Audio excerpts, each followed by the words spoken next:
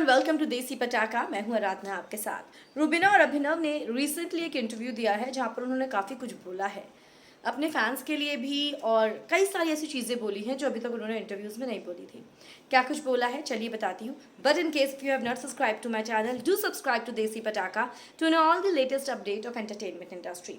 तो भाई यहाँ पर अभिनव और रुबीना का इंटरव्यू होता है जहाँ पर रुबीना और अभिनव दोनों ही कहते हैं कि हम बहुत रिलैक्स और बहुत फ्रेश हो चुके हैं बिग बॉस के बाद।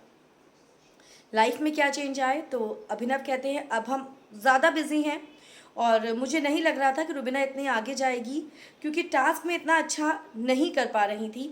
मैं भी शो के लिए मिसफिट था, बट बाहर आके देखा किस तरह से लोगों ने हमें प्यार किया, हमें सपोर्ट किया, तो हम देखते रह गए।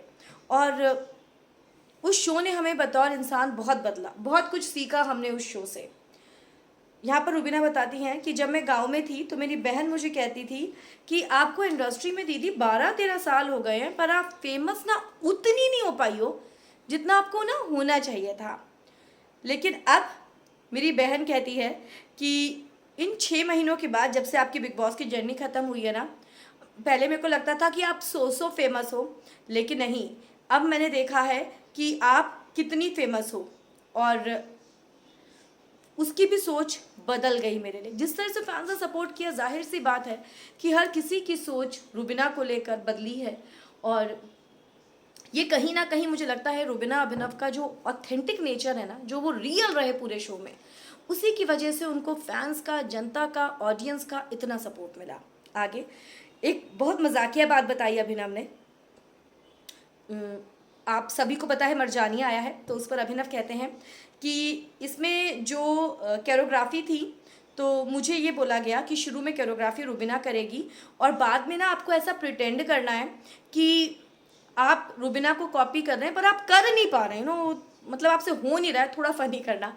तो अभिनव कहते हैं मैंने उनसे कहा कि सुनो, आपको जो करवाना है ना रुबीना से आप करवा लो, मैं जो भी करूँगा ना स्टेप, आप मुझे जो भी बोलोगे आप बेफिक्र रहो, फनी लगेगा। तो इस पर दोनों बहुत ज़ोर से हंसते हैं और रुबीना कहती है कि जब ये डांस करते हैं अभिनव पर बहुत क्यूट और बहुत अडोरेबल लगते हैं।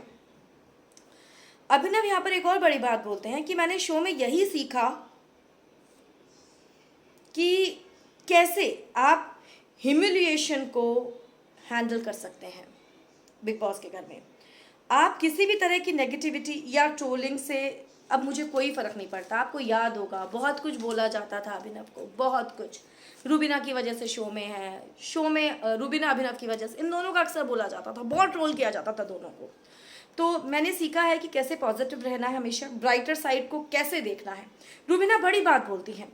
रुबीना बोलती हैं कि अभिनव मेरे सक्सेस का स्ट्रॉन्गेस्ट पिलर है, मुझे हमेशा इसने सपोर्ट करा है और जितना मेरा सक्सेस मैं एंजॉय करती हूँ उतना ही अभिनव एंजॉय करते हैं।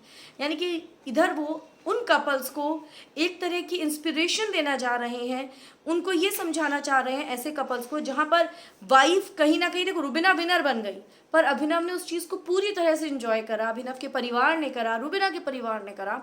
तो सक्सेस हस्बैंड और वाइफ का एक होता है।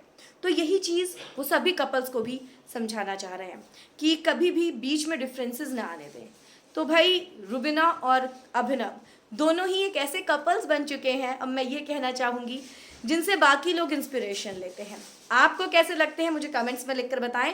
इंटरव्यू कैसा लगा, मेरा ये अटेम्प्ट कैसा लगा, क्योंकि पूरे का पूरा जो इंटरव्यू था वो इंग्लिश में था। मेरी कोशिश रही मैं आपको हिंदी में सारी बातें समझाऊं। वीडियो को लाइक और शेयर करना बिल्कुल ना भूलें। Good bye.